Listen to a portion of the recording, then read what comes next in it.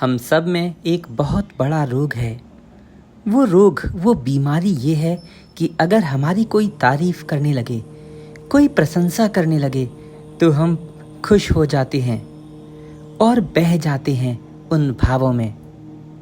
ठीक दूसरी तरफ अगर हमारी कोई बुराई करने लगे या हमारी कोई कमियां हमें गिनाने लगे, तो ऐसे व्यक्ति से हम नफरत अथवा घृणा करने लगते हैं और कई बार तो उसके प्रति बुरे भावों से हम ग्रसित हो जाते हैं। ऐसा व्यक्ति हमारा शत्रु भी बन जाता है। प्यारे मित्रों, बात ऐसी नहीं है। इससे भी बचा जा सकता है। इसका इलाज का तरीका श्री देवरा बाबा सरकार ने इस प्रकार कहा है। बाबा बताते हैं, बच्चा, प्रशंसा और निंदा दोनों से बचना अच्छा है। प्रशंसा सुनकर प्रसन्न हो जाना और अपने को उस सराहना के योग्य मान लेना ही अनर्थ की जड़ है। इससे मन में अहंकार पैदा होता है। फिर यह शैतान तो सिर पर चढ़कर बोलने लगता है। पता ही नहीं चलता कि अहंकार कब हमारे अंदर प्रवेश कर गया। अगर किसी ने हमको तू करके भी बोल दिया तो हम सहन नहीं कर पाते। निंदा सुनकर प्राय लोग दुखी हो जाते हैं, अपने मन में क्षोभ का अनुभव करने लगते हैं। इससे जो निंदा करता है उसके प्रति द्वेष और हिंसा भाव पनपता है।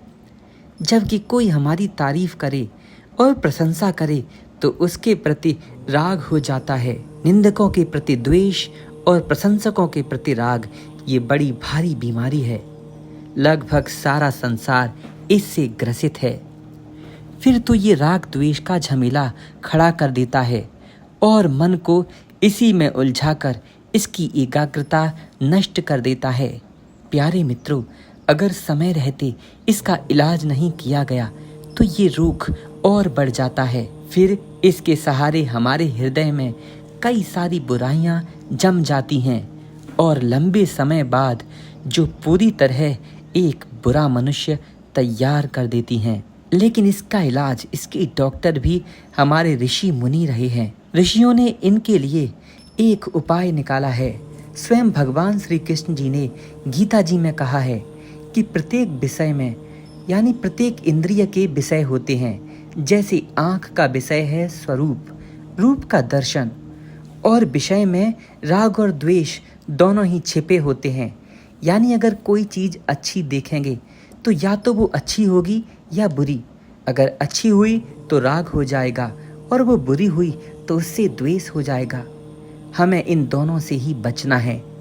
लेकिन ये बात इतनी हल्की नहीं, इतनी आसानी से नहीं आ सकती समझ में। इसके लिए श्री देवरा बाबा सरकार बताते हैं, बच्चा, राग द्वेष से बचने के लिए ये आवश्यक है कि प्रशंसा और निंदा दोनों को संभाव से ग्रहण करने की शक्ति तुमको विकसित करनी होगी।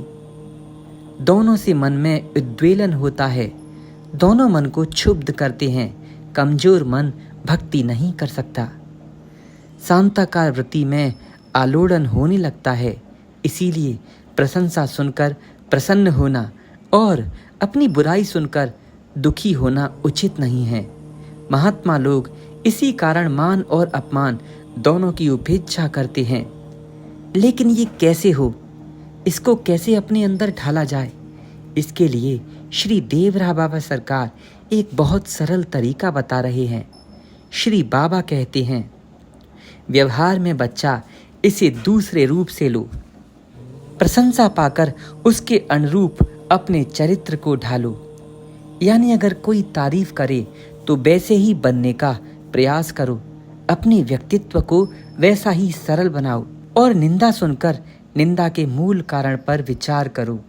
उस व्यक्ति पर नहीं, उस कारण पर विचार करो कि कोई तुम्हारी बुराई क्यों कर रहा है, आखिर क्या कमी है। इस कमी को धीरे धीरे दूर करो। ऐसा विचार करोगे तो फिर तुम अच्छे ही बन जाओगे। इस प्रकार प्रशंसा प्रतिभा एवं तेज की समृद्धि करेगी और निंदा चरित्र को संबलित करेगी, क्योंकि धीरे धीरे तुम्हारे अंदर की बुराइयां निकलती जाएंगी। इसके लिए भी निरंतर अभ्यास की जरूरत पड़ेगी। यह संभाव सहज ही प्राप्त नहीं होता। इसके लिए तप करना पड़ता है। श्री बाबा कहते हैं, इसीलिए तुम भी बच्चा किसी की बिना बात के निंदा मत करो, किसी को बुरा मत कहो और किसी की प्रशंसा भी मत करो।